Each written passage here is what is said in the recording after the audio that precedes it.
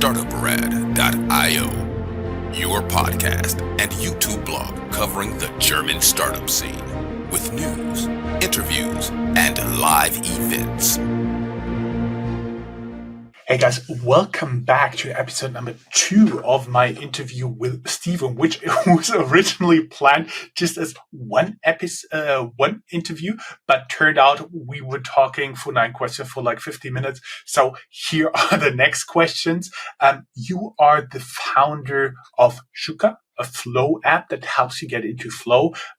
Having other people online meeting with you, being seen visually to work, which makes a big impact. And you've been working in the film industry in the past, and for example, on stuff like Independence Day, Braveheart, True Lies, Godzilla. You worked, for example, on Transformers Prime, and so on and so forth. Pretty awesome stuff. And we just picking your brain here on more stuff, on more productivity hacks. What is your 5-minute drop-in ritual? What are the exact steps and tools and environment tweaks, like from your framework, your playbook? Okay, that is a great question. Okay, so I'm going to touch upon a number of things. For those listening, some of these things are going to be very prescriptive. Like, here is something you can try. Some of them will be illustrative to say, like, this is how it applies in my life. Okay, so you can understand the context of it. So in episode 1, we talked a bit about time blocking, right? So I'm not going to cover that here, but that is a very important thing for me. When I come back from the gym in the morning, I get up at 5, go to the gym, come back. I have a few hours of incredible quiet. Those are sacred to me. You can't even book it in my calendar. And when we were scheduling this podcast is at this time because I've already completed my focus work for the day, which feels amazing to know that in those 3-4 hours, I did enough for an entire day's work because I was not distracted. So listen to episode 1 if you want to talk more about, listen more about time blocking and chronotypes, right? So here's another one we didn't cover that helps me, which is it is about the relationship between your mind and physical spaces. And I will tell you a story actually about Roland. So when we met, it was interesting to me that there was a house, this villa in Puerto Vallarta, Mexico, where Roland and Dean, who wrote their scripts together, Universal Soldier, Stargate, all the stuff, they would go to write. Apparently, it's this beautiful white marble villa in the hills of Puerto Vallarta.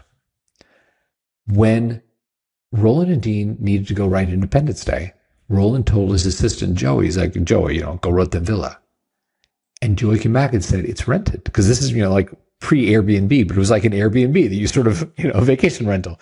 And I asked Dean why this was so important to them. He said, you have to understand there is a room there where in the morning the sunlight comes over the pool and it inspires us. We don't think about our agents. We don't think about the budget of the movie, studio notes, what cast is available. We just think about what's the movie we would want to watch. And we try and write that. So when Joey told Roland, the place is not available, Roland called his entertainment attorney that Friday and said, John Deemer is an amazing attorney. John, buy the villa.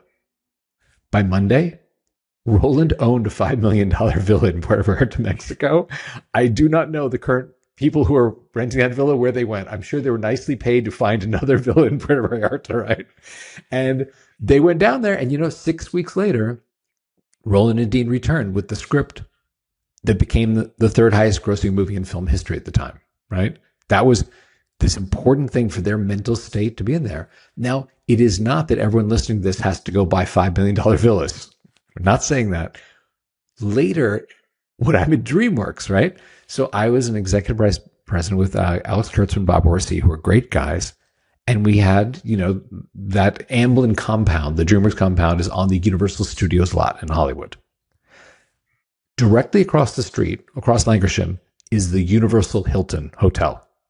Now, I'm going to be kind. This is the hotel where you stay with your 3 kids the night before you go to Universal Studios theme park. This is not a place you seek out in the world. It's like a great hotel, right? But when Alex and Bob were in crunch time. Oh, we have to finish Transformers 2 in 3 weeks, right? Oh, we have to finish Star Trek 11. They had their assistant rent a room over at the Universal Hilton, and they would go there every day like it was the office for several weeks. And I thought to myself, they're making a couple $1,000,000 every script. Like they could buy a villa in Puerto Vallarta or they could go anywhere. Why this? And what I realized was this. They met back in school. And that hotel room with like Kurtzman on the edge of the bed with his laptop and Bob at the desk, that evoked dorm room. That brought them back mentally to, oh, we're these writers who have to prove that we're great. We have to pull this off. And that was how they used mental space. They knew that about themselves. So why do I say this? I made that mistake. When I started working remotely, in the morning, I'd be in the kitchen because, breakfast and my laptop's there and the light is beautiful. I work from there. Come upstairs, work from my office at lunch, right? The sofa in the late afternoon. And I realized I was not taking advantage of this thing where you say to your brain, oh, I'm in this space. This is where I code, or this is where I write. And a lot of the great writers, a lot of the great engineers use that technique. So when you start to do this over time, your brain falls into that mode. I walk into my office up here now, and my brain gives up a lot of distractions around, should the laundry be done? Oh, did the trash need to go out? I walk up here and I think, oh, you know what? Let me open up my coding assistant. Let me open up, my blogging platform and do that thing. So a very simple part of my ritual to get into flow. Then, of course, there is music. And by the way, a lot of research shows for most people, the sweet spot is 60 to 90 beats per minute. Ambient, non-vocal, certain key signatures, rhythmic music. We all have, some friend that gets into flow using, 90s gangster rap or Tchaikovsky or, something. There are many outliers, but for most people, this works. And I'll tell you a couple of things that I learned outside the science, because when we designed Sukha, we said, oh, I have a lot of friends who are film composers. Write me 1,000 hours of music that's basically like lo-fi beats or, upbeat or down tempo sort of stuff. We threw in some binaural beats, which I know when you have beautiful headphones like you do, you probably have experimented with binaural beats, right? Something I did not know was this. One of my friends does the sound for the LucasArts games, like the Star Wars games. He lives up in Marin. His high school graduation present to his son was his son wanted to go to Nepal. So they went there. When he came back, he said, Stephen, this is going to sound weird, but when we were in Kathmandu, this one day it poured rain. It was this beautiful, lush rain. And I had some of my recording equipment there, so I recorded 2 hours of it. Do you want it? And I was like, okay, that's kind of an odd offer, but sure, kind of cool. So we threw it up as a playlist. Jörn, I didn't know it was going to happen. I just said, let's call it Himalayan Dream Rain, and we'll just throw it in and see if people discover it. It's our third most popular playlist. And when I asked some members that I saw listening to it, I was like, hey, do you mind? I noticed you listen to this. Can you tell me about that? They talked about how that worked for them, sort of like the physical space thing they were talking about. Oh, it reminds me when I was little, I grew up in this part of the country where it rained all the time, and I'd be doing my homework to the sound of the rain. So then I started asking, what other sounds help you get into flow? And it's interesting. Some people said, oh, surf. I grew up by the water. Oh, I grew up by this lake. We had the sound of a stream in Japan. And then a number of people said, and this brings us back to the beginning of the episode, a number of people said, oh, you know what? Coffee shops. I can't go there anymore. Like I have little children. I used to, when I was younger, I would go to a coffee shop and work from there. And, now I can't do it with kids, but I loved that feeling of being there. So we found someone who recorded a couple hours in a coffee shop in Vienna, Austria. And we threw it up with a little, the sounds of the baristas, and the plates clattering and this. And we called it Café Vienne. It's become incredibly popular. So it's weird the way people have their mental tricks. Actually, I'll link here in the show notes. I found a 26 second sample from your company on YouTube with this Himalayan Dream Rain. And I'll link it down here in the show notes. Okay. Yes. So a long answer, a long answer. There are a lot of things that help. They're part of my flow practice, but there's music, there's time blocking, there is mental space tied to physical space, and there are others we can talk about. But I know that was a big chunk. Hmm. Give us the flow week operating system. Rituals on Monday, Tuesday versus Thursday, Friday, meeting windows, and how you defend Maker Time. Okay, so I will tell you this. I don't have research and I don't have anecdotal evidence of different days of the week. When I look at the distribution of member, usage of Sukha, there are so many people in so many different time zones in so many different countries that they have different rhythms. So I would love to be an expert on things that I know, and I would love to be not an expert on things I don't know. So you just asked, I have seen so many people use Sukha in so many different times in so many different ways. I can't tell you a pattern of Monday through Friday or even Saturdays and Sundays because I know we have a lot of solopreneurs who are working on Saturdays and Sundays because they can't do it during their day job during the week. So I don't have a great answer for you on that one. I have some personal experience to share here. Because tell me. I found a few things. One, I need the recovery on the weekend. So basically, Saturday, Sunday, no working unless it's absolutely necessary. Sure.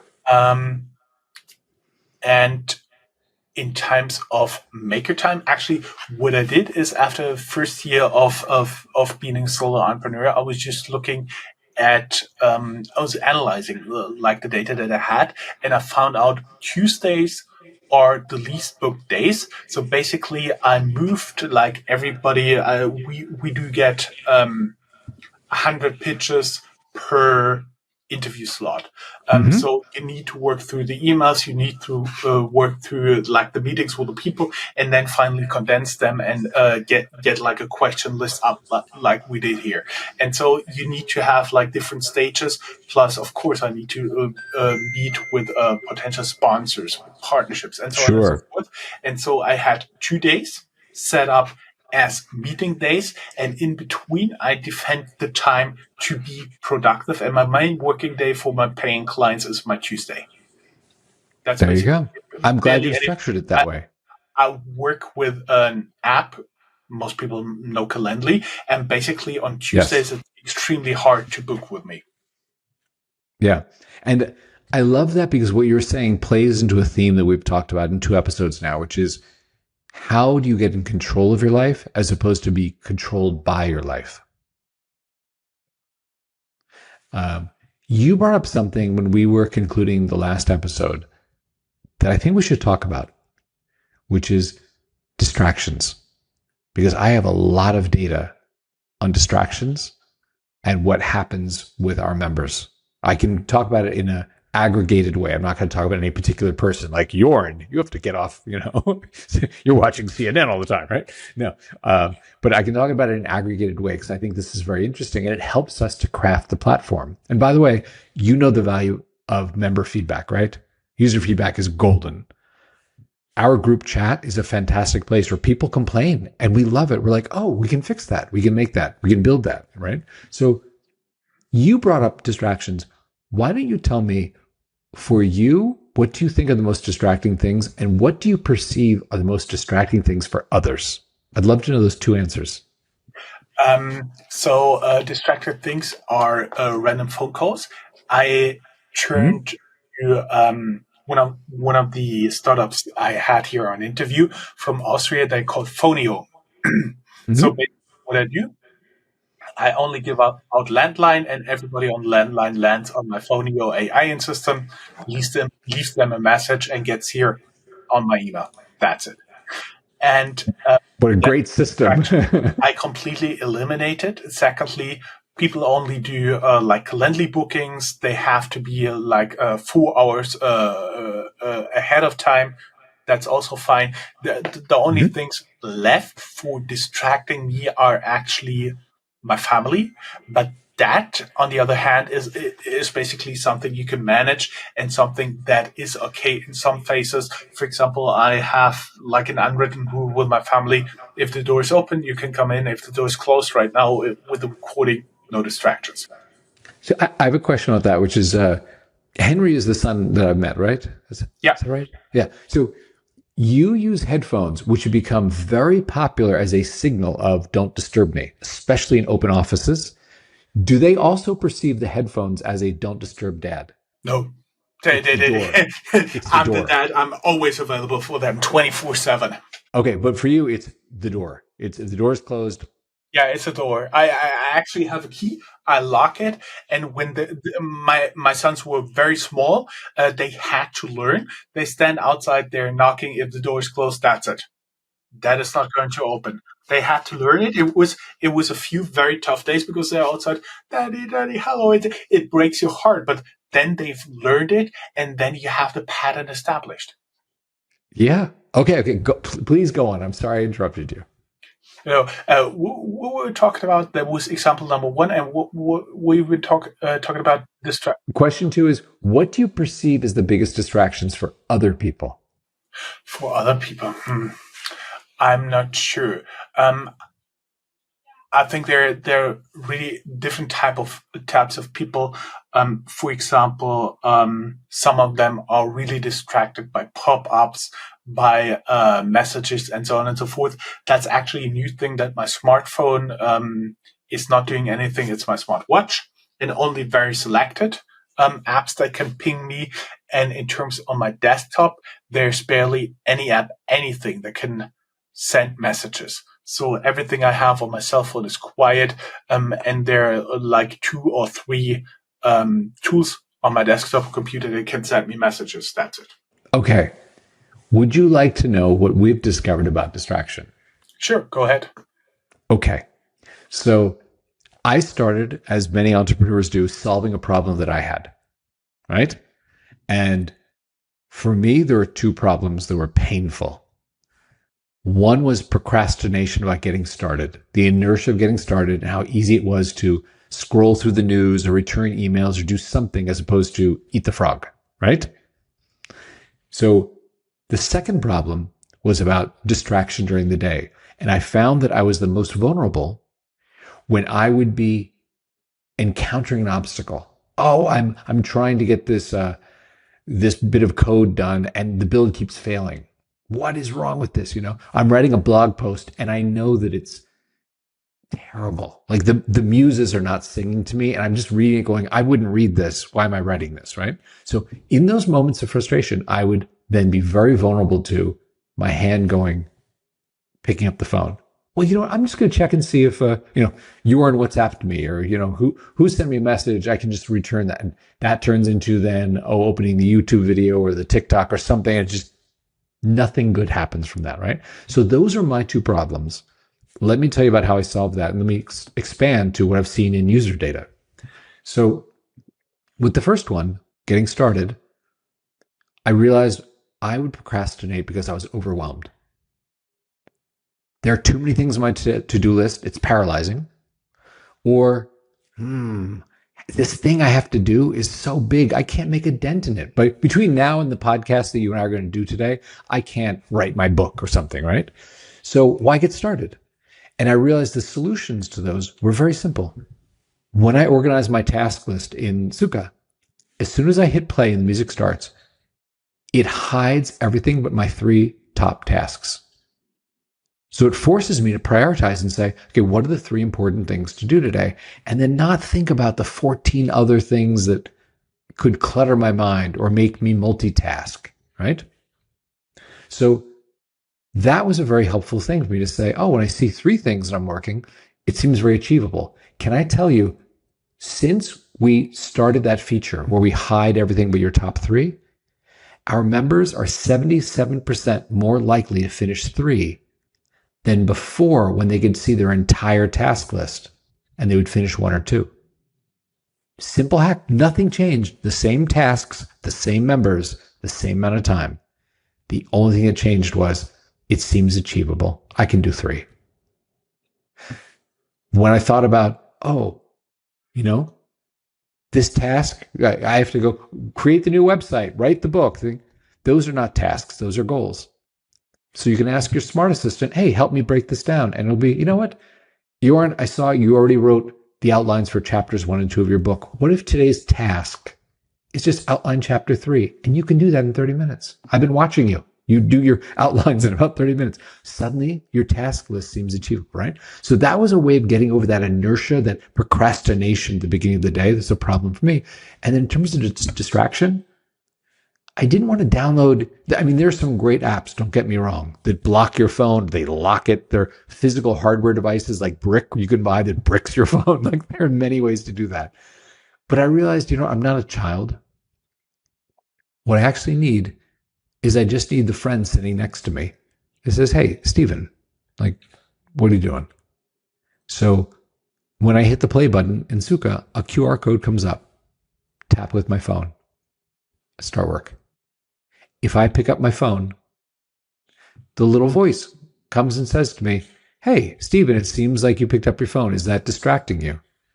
And that gives me that one moment to say, who do I want to be? And that's sometimes all I need. Just say, you know what? I'd rather be done earlier and do better work than, stay up later tonight. Exact same thing with websites. I can declare my custom list of like what distracts me and say, if I open one of these websites more than 5 seconds, not just tab surfing, but I stop on it, give me a modal that says, hey, is this distracting you? And then I just get that moment, like a friend was sitting with me, to say, who do I want to be? Now, I'll tell you what's interesting is I have seen now, running this for years, the seasonality of distractions. There are so many people with very specific sports sites, for example, that come and go. I'm telling you, yeah. And it's the same thing as, across the world, whether it is, football, soccer, we, call it here, American football, whether it's baseball, whether it's ESPN in general, there is a huge amount of seasonality to, the thing that's distracting me is this. Whereas with the shopping sites, that is also very holiday based, right? So you see, like for us, the Amazon and the Etsy's and those before the Labor Day sales, which is our fall holiday, before the Christmas, before the spring Memorial Day sales, those spike. And some people now in advance toggle them on, say, please, the next month, stop me if I open up Amazon, And I love that people are starting to get to know themselves because, again, that's a signal of I want to be the best version of myself. I want to be in control of my life. So that's something that I am very passionate about, is just saying, you know what, find the tools, and it does not have to be Sukha. You can find freedom. You can find, so many of these tools that help you, or get a box. I don't think I ever showed you this. This is something I experimented with. See this? Yes, there's your logo on it, and it's actually boxed. It's a little phone coffin. So I can put my phone in there, and I put it down. And you know what? It's just the energy of trying to like open it and get my phone out that stops me from picking it up sometimes. And it's just a bamboo box. By the way, I have a bunch of these. So things like that, if you get to know yourself, you say, you know what I need is this. Because ultimately, what we want is we want to do the thing we're capable of, and we want to feel in control of our life. And that's what I love. And I love how many people come to you because they are in the startup scene and they are saying, like, help me, teach me, give me tools, help me to do this thing. And that's awesome.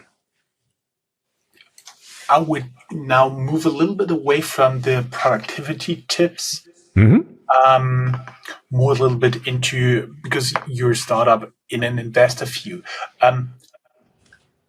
When an investor asks why you are in a crowded category, what's your differential thesis versus focus music apps and co-working cameras? Well, I'll tell you two things. I've been very proud of the fact we bootstrapped this. I've raised over $21 million of venture for 3 companies. One successful exit, with Roland and Dean, we did Centropolis Effects. and 2 failed startups where I raised about 3 million for each, right? So I have learned a lot of the ways in which you raise venture money. In doing this, I said to myself, you know what? I have seen how sometimes raising venture obscures the unit economics. You think, oh, we have $4 million in the bank. We can be giving away our services or giving away the thing below, what it costs us to create this. And I went into this and I said, you know what? If we're not delivering a product that people want to pay for, then we have to ask ourselves what's wrong with the product. And that has been really helpful with Sukha, because I can tell when I see cancellations and we just shipped a release that had a new feature or took away a feature, that is the most honest user feedback you will ever get. When someone cancels, people will be nice to you all day long. Oh, Jörn, I love your app. Da, da, da. Really? Because you never use it. Oh, no, it's so good. No. And when people tell their friends, when referrals go up, that is a great signal of, okay, we just shipped something that people are like, oh my God, Steven, check this out. This is a really cool app I use. And for that reason, with this company, I didn't raise outside venture. It is all me. And I think with other startups that, who knows, friends are doing, there are great reasons to raise venture. But I love the discipline of saying, if we can't afford that because members are willing to pay, then is it really that valuable? Makes total sense. Let's go a little bit into some other pieces of the story, because you co-founded Centropolis FX with Roland Emmerich and Dean Devlin. Dean Devlin, yeah. And sold it. How do you translate that deal craft into startup fundraising and business development today? You know what? When when you win an Academy Award, it helps with fundraising. Let me just say that, right? So, yeah, makes sense.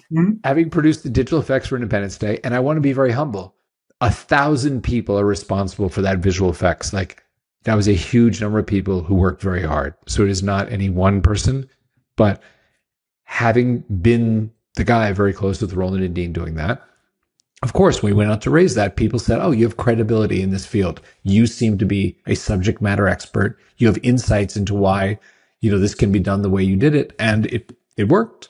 So that was a very different experience than my later fundraising.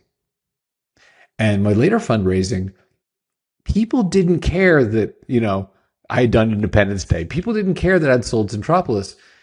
Investors were very critical of, well, you haven't done this before. And that is when I learned the power of storytelling, even in fundraising, right? Now, there are fantastic people who write great advice on fundraising, right? Do your research on the investors you want, right? One of the things that I think is very important that some young founders don't realize is don't accept dumb money. There are people who will give you money and they do not contribute anything to the company. They don't have relationships where it's like, oh, I'm doing a shopping app and this person happened to be part of Amazon. They have insights in how the business should run, or they have contacts, right? You want to bring people in who have smart money. They can give you knowledge, expertise. They can tell you where the potholes are on the road ahead of you, right? And importantly, those seed investors that are smart, not dumb, their names send a signal to later investors. Because when they say, oh, you got Jörn, who is VP of Europe for Amazon in your shopping app in your seed round, that's a really great signal you're going to succeed, as opposed to Steven, who has a bunch of, real estate guys in the United States in his seed round, right? So that I learned to be very important. You want to accept smart money, not dumb money. It is about storytelling, especially at the early stages. When you're selling the dream, you're like, we don't have 10 years of ARR to model. We're not, We have an idea, we have market research, but more than anything, we have a strong thesis and we can explain why we think we are the ones to execute on it. Then you start to deal with, how do we overcome what you brought up, Jörn? Hey, it's a crowded field, Stephen. There are a lot of other apps that do whatever you do, right? And that is where you say it's a crowded field because there's a huge market for it. These other companies are not our competitors. They are the ones who proved out that there is a market. What we are going to do is take it to the next level. We are going to build on their shoulders and say, we'll do it better now that you've shown people will pay for this. And that's something where investors go, oh, so you're right. The crowded market actually makes you more attractive, not less attractive. Okay, well, tell me how you're better. That totally makes sense. I was wondering, we talking such a lot about your tool, but you also partner with tools. If you partner with tools like Notion, Linear, Slack, or something, yes, what native integration best boosts flow without adding any noise? What we do is we believe there are some beautiful tools out there. And some people use Todoist. They use Asana. They use Jira. They use, Slack or whatever. And we don't really want to replicate that. If those are the fantastic tools that someone uses, what we want to say is great. So continue to use Todoist or Linear. When you want to work, wouldn't it be easier for you if you could just integrate that task list and just pull from it? So you never have to retype a task or copy and paste a task. You can just simply choose from your Linear and just work on that today. Today, I'm going to close these 3, Linear tickets. Oh, I'm going to pull in these tasks from Todoist. And that's our point of view. One thing we're working on right now, and I'll tell you, this is hard. We have not solved this yet. We switched to Clerk. Do you know the auth platform Clerk? It's become very popular here in the United States, right? So alternative, like we move it off Firebase. So we used to offer the ability to connect your Slack. And the reason we did that is when you hit play, it would set your Slack to away mode. So people knew, oh, you're in a focus session. You're not going to respond instantly. And it took the pressure off you to be talking back to people, right? So they would see a message, hey, I'm in a flow session. I'll get back to you. And people really loved that. I'll tell you something, and I'm working on this. We have not solved this yet. And it bugs me. So when we move to Clerk, one thing that Clerk has not gotten to work yet is the multiple auth thing, where people use Slack, Jörn, yes? Sometimes, yeah. How many workspaces do you have connected? I would need to check, but it's got so distracted that it's out of my auto start, and I'm only checking when I do have some time. 1, 2, 3, 4, 5, 6, 7, 8, 9, 10, 11, 12. I would say somewhere in the area of 2022, but you have to see there also, since I'm involved in different startup communities, I also like to look around. There are Slacks on startup communities, for example, in Lyon, France, in New York City, where I'm still a member. I don't have to contribute a lot. It's more to get a feel and to be connected. If I go there, I write, hey guys, I'm coming. Who's up for coffee or something like that? Yes. So you are like many people that have multiple Slack workspaces. Clerk has not launched that yet. You can't do multiple auths with Slack. So we used to offer the ability where when you started, you hit play, the music starts, everything's blocked. Your Slack, all your workspaces would automatically say, hey, Jörn's in a flow session. I'm in flow. I'll get back to you. And we don't do that right now. And it bugs me every day. And we've been talking to the devs at Slack, at Clerk, to say, could you prioritize this? Because that's a big one. That is a big distraction. All the little Slack messages that come in. So we got to work on that. Mm-hmm. And when I saw your startup, what are you guys doing? I was wondering, what KPIs do you actually optimize for, like flow hours, per user per week, task completion velocity, or something else, and why? Oh, okay. That is a really, really good question. Very few people ask me that because they're usually very curious about flow Welcome to states. Startuprad.io. No, it's a fantastic question. But so many people want to go deep into flow states and mental techniques and all that. I'll tell you this. Because of other startups that I've done and I've been part of, there are a lot of the downstream engagement metrics that I used to be very focused on. Like you said, okay, how many tasks are people inputting? How many are they completing? How much time are they spending? Da, da, da. And I'll tell you, I've been very focused on top of the funnel recently. And I'll tell you why. Our retention, if you sign up to pay, if you do your 7-day trial and you say, oh, I get it, I want to pay, our retention is incredibly high.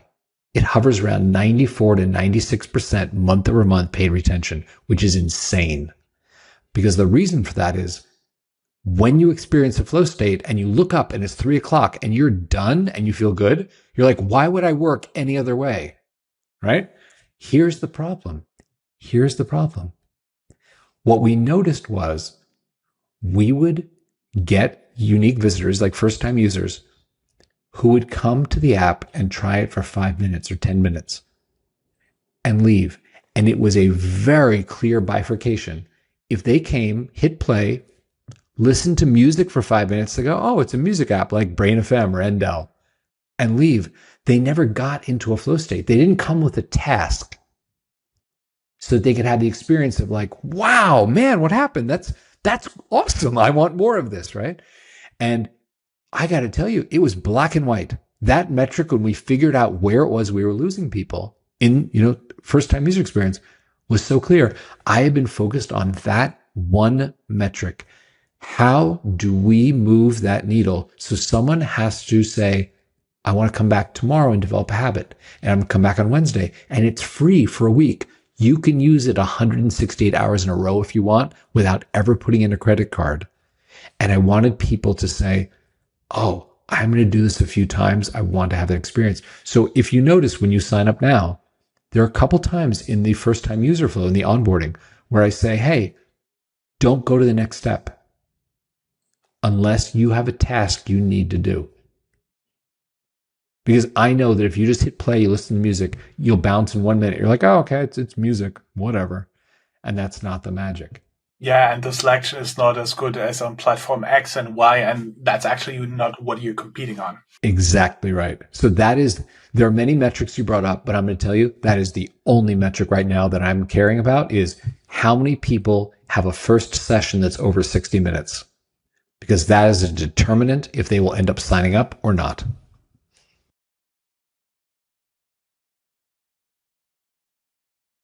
Let's talk a little bit about the 12 to 24 month roadmap. Where does the AI assisted facilitation fit, like not just break time as pairing? Oh, another great question. I will tell you my vision, and this is the thing that we are working on because we are wrestling with the hallucinations. And every day we're getting closer to this, but we're not there yet, which is where we have the design. Our goal with the smart assistant is that in the morning, your smart assistant greets you. It's familiar with your task list. It suggests, Jörn, you know what? I've been watching what you've been doing every day. Here are the 3 most important things in my point of view. Are these the right 3 to start with? And you can say yes or no. You can adjust it. By the way, I noticed you're starting work today at 8:00, which is right in your sweet zone, your flow state zone. You work 20% faster when you listen to this playlist in the morning. Can I put on Sonic Caffeine for you? And you're like, oh, I appreciate that you're paying attention to me. It's not a bio-wearable sort of thing. It is you complete your tasks on time. You complete them under time. I've been watching. Here's what you do. Would love for that smart assistant to say, hey, and by the way, I looked at your task list like we were talking about before, and there's something on here that's not a task. Would it be okay if I broke that down for you into actual tasks? And that sort of companion that's looking at what are you listening to? What kind of breaks really recharge you? What time of day should you be working? By the way, Jörn, I know that right now you put on the list, you want to write some code, but this is not actually your sweet spot. Can I put that on the list for later tonight? Maybe when the kids go to bed. And then right now, let's do this other thing that you're good at doing at 11 in the morning, right? That level of personalization, that is where I'm going. I see. So basically, your own habit-forming AI Correct. assistant. Yes. Okay. Prediction. Will remote makers swing to co-located micropods or even better virtual rooms? What breaks the tie? What breaks the time? What do you mean by that? Yeah, well, what breaks the tie? Where does one win? Where does one lose? Oh, what breaks the tie? You know what? I will tell you this. I have seen such strong use cases for solo work, virtual, co-working, where you may be in a Zoom room, maybe in some sort of group co-working, and then physical co-working. I couldn't tell you which one will win. I wish I had an answer for you. But again, I only want to be an expert on things where I should be an expert. And this is one where I don't know how it's going to turn out. A little bit contrarian to what we heard from you before. Hustle culture kills innovation. Do you agree? And if you could be like Stephen Almighty, like for one day ruling all the world, like the movie, Bruce Almighty. Would you agree? Yeah, Bruce Almighty, exactly. And would you agree? And with what would you replace it? Okay, I'm going to give you two answers to your one question, right? Because the direct answer to the question is, if you're saying, hey, Stephen, is hustle culture anathema to creativity? No, it's not. Smart productivity, like healthy productivity, is a thing. And great leaders know how to create greatness without enforcing the sleeping bag under the desk. You're here, I'm going to burn you out and kill you, and here's some stock options, go, right? Like there's a certain kind of leader that just doesn't understand how great work is done. So they only understand grinding it out, like they're drawing blood out of you, and they do get blood, but at what cost, right? So there are ways in which you can do very healthy productivity. Say, this is how I'm going to manage the team. Now, when you said, if I were Stephen Almighty and for one day I could change everything, the thing I would change is not hustle culture. If people really want to, spend more time than they need to on something, okay, we'll let them. If someone wants to be efficient, they can do their thing. The one thing I would change is this. I would change everyone so they're slightly more empathetic. And how that would change the nature of the world, including the nature of work, I think would be profound. Interesting thoughts here. Interesting thoughts. For our audience, I would love to know what's one ritual you'll try this week to protect 90 minutes of deep work. Tell us in the comments below. Tag us on social media. We'll reshare it. Advice and close. Stephen, we're now talking for 1 hour, 44 minutes and a few seconds. It's been great, though. I've really enjoyed this. Yeah, me too. Let's get to the last two questions, and then there will be a few more questions in our Founders Vault published later. What single environment change yields the fastest productivity lift for solo founders? I would say the oral environment. And by oral, I mean AU oral, like what you're doing with sound. Sound has a deep influence on the brain's ability to focus. So if you're in an environment where there are sound distractions, bings of your phone, children running by, the doorbell, it's a horrible way to break focus. So if there were one thing I had to say about the environment, it's easy to say, oh, declutter your desk or go work in this particular space. But I would actually say, work out your sound environment, your oral environment. Mm-hmm. What's your boldest closing insights about creativity, resilience, and building through uncertainty? Well, about creativity, we talked about the other thing. That is something that every time I've been blocked on something, I go back to what Jeff said to me 20 years ago, right? You have to be doing the other thing to have the back of your mind say, and here's the solution you've been waiting for. So if I'm blocked, I will go for a walk. I'll go downstairs. I'll take a shower. I'll do something and then let the back of my mind do that. So that is my biggest hack in terms of creativity.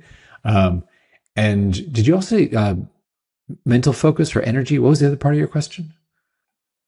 The boldest closing insights about creativity, resilience, and building through uncertainty. Resilience. Okay, so creativity, it is about the other thing. About resilience, it is that every role model you have has failed miserably. Period. Everyone.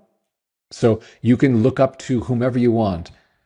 And just when you have that moment of like, oh my God, this thing happened, we didn't close the round, or we lost users this month or whatever, everyone you look up to has had a worse loss than you.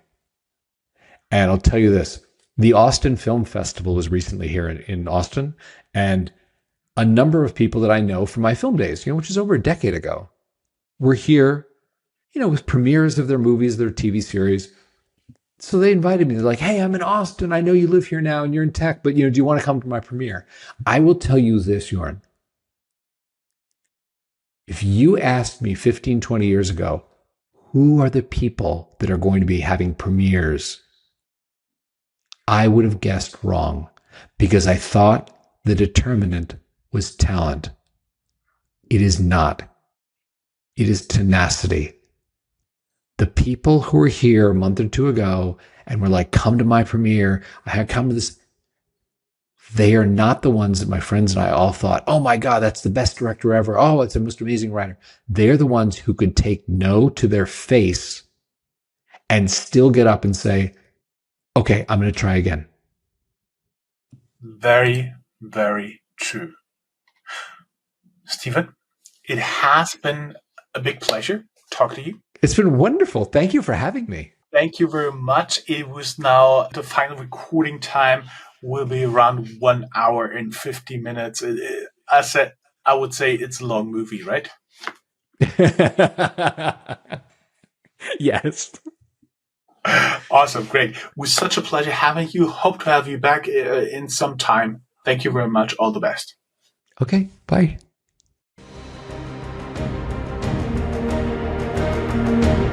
That's all, folks.